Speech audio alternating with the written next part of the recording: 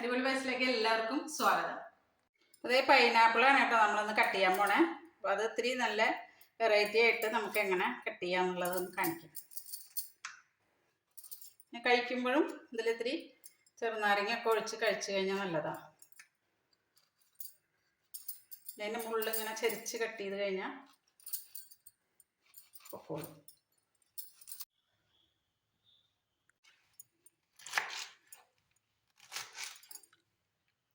നമ്മൾ pineapple cut ചെയ്തിട്ടുണ്ട്. അതിന് മുളക് ചതച്ച് ഉപ്പും ചെറുനാരങ്ങ ഒഴിക്കും. അതേ മുളക് ഇട്ടു.